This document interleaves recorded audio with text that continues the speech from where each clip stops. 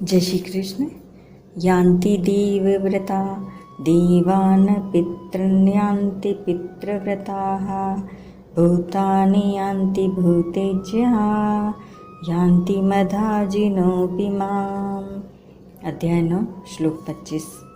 व्याख्या। पूर्व श्लोक में भगवान ने यह बताया कि मैं ही संपूर्ण यज्ञ का भोक्ता और संपूर्ण संसार का मालिक हूँ, परंतु जो मनुष्य मेरे को भोक्ता और मालिक न मानकर स्वयं भोक्ता और मालिक बन जाते हैं उनका पतन हो जाता है।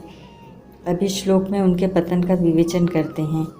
यान्ति देवव्रता देवान। भगवान को ठीक तरह से न जानने के कारण भोग और ऐश्वर्य को चाहने वाले पुरुष वेदों और शास्त्रों में वर्णित नियमों, व्रतों, मंत्रों, पूजन विधियों आदि के अनुसार अपने अपने उपास्य देवताओं का विधि विधान से संगोपांग पूजन करते हैं, अनुष्ठान करते हैं और सर्वथा उन देवताओं के परायण हो जाते हैं। गीता 7वें अध्याय का 20वां श्लोक। वे उपास्य देवता अपने उन भक्तों को अधिक से अधिक और ऊंचे से ऊंचा फल यही देंगे कि उनको अपने अपने लोकों में ले जाएंगे। जिन लोगों को भगवान ने पुनरावर्ती कहा है, 8वें अध्याय का 16वां श्लोक। 23वें श्लोक में भगवान ने बताया कि देवताओं का पूजन भी मेरा ही पूजन है, परंतु वह पूजन अविधि पूर्वक है। उस पूजन में विधि रहित पना यह है कि सब कुछ भगवान ही है। इस बात को वे जानते नहीं, मानते नहीं तथा देवता आदि का पूजन करके भोग और ऐश्वर्य को चाहते हैं, इसीलिए उनका पतन होता है। अगर वे देवता आदि के रूप में मेरे को ही मानते और उन भक्त स्वरूप देवताओं से कुछ भी नहीं चाहते तो वे देवता अथवा स्वयं मैं भी उनको कुछ देना चाहता तो भी वे ऐसा ही कहते कि हे प्रभु, आप हमारे हैं और हम आपके हैं। आपके साथ इस अपनेपन से ही बढ़कर कुछ और भोग तथा ऐश्वर्य होता तो हम आपसे चाहते भी और मांगते भी। अब आप ही बताइए, इससे बढ़कर क्या है। इस तरह के भाव वाले वे मेरे को ही आनंद देने वाले बन जाते तो फिर वे तुच्छ और क्षणभंगुर देवलोकों को प्राप्त नहीं होते।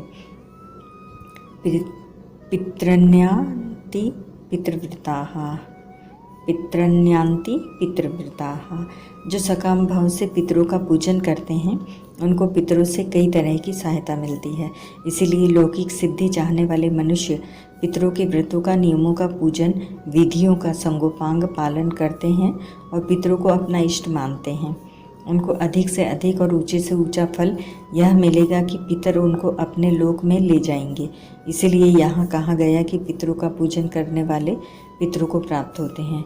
भूतानि यान्ति भूतेज्याः। तामस स्वभाव वाले मनुष्य सकाम भाव पूर्वक भूत प्रेतों का पूजन करते हैं और उनके नियमों को धारण करते हैं। जैसे मंत्र जप के लिए गधे की पूंछ के बालों का धागा बनाकर उसमें ऊँट के दांतों की मणियाँ पिरोना, रात्रि में शमशान में जाकर और मुर्दे पर बैठकर भूत प्रेतों के मंत्रों को जपना, मांस मदिरा आदि महान अपवित्र चीज़ों से भूत प्रेतों का पूजन करना आदि आदि। इससे अधिक उनकी सांसारिक कामनाएं सिद्ध हो सकती हैं। मरने के बाद तो उनकी दुर्गति ही होगी, अर्थात उनको भूत प्रेत की योनि प्राप्त होगी। इसीलिए यहाँ कहा गया है कि भूतों का पूजन करने वाले भूत प्रेतों को प्राप्त होते हैं। यान्ति मधाजिनोऽपि माम। जो अनन्य भाव से किसी भी तरह मेरे भजन, पूजन और चिंतन में लग जाते हैं वे निश्चित रूप से मेरे को ही प्राप्त होते हैं। विशेष बात, सांसारिक भोग और ऐश्वर्य की कामना वाले मनुष्य अपने अपने इष्ट के पूजन आदि में तत्परता से लगे रहते हैं और इष्ट की प्रसन्नता के लिए सब काम करते हैं, परंतु भगवान के भजन ध्यान में लगने वाले जिस तत्व को प्राप्त होते हैं उनको प्राप्त न होकर वे बार बार सांसारिक तुच्छ भोगों को और नरकों तथा 84 लाख योनि को प्राप्त होते रहते हैं। इस तरह जो मनुष्य जन्म पाकर भगवान के साथ प्रेम का संबंध जोड़कर उनको भी आनंद देने वाले हो सकते थे, वे सांसारिक तुच्छ कामनाओं में फंसकर और तुच्छ देवता पितर आदि फेरे में पड़कर कितनी अनर्थ परंपरा को प्राप्त होते हैं। इसलिए मनुष्य को बड़ी सावधानी से केवल भगवान में ही लग जाना चाहिए। देवता, पितर, ऋषि, मुनि, मनुष्य आदि में भगवत बुद्धि हो और निष्काम भाव पूर्वक केवल उनकी पुष्टि के लिए, उनके हित के लिए ही उनकी सेवा पूजा की जाए तो भगवान की प्राप्ति हो जाती है। इन देवता आदि को भगवान से अलग अलग मानना और अपना सकाम भाव रखना ही पतन का कारण है। भूत प्रेत पिशाच आदि योनि ही अशुद्ध है और उनकी पूजा विधि सामग्री आराधना आदि भी अत्यंत अपवित्र है। उनका पूजन करने वाले इनमें न तो भगवत बुद्धि कर सकते हैं।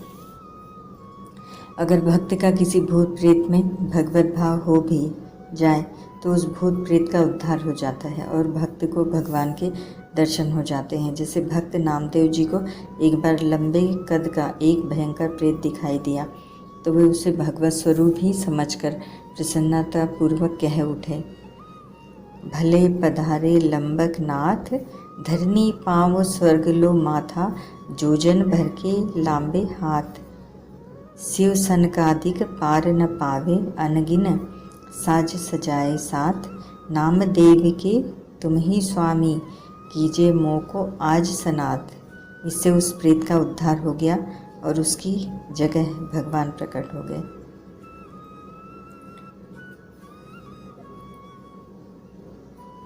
और न निष्काम भाव ही रख सकते हैं, इसीलिए उनका तो सर्वथा पतन ही होता है।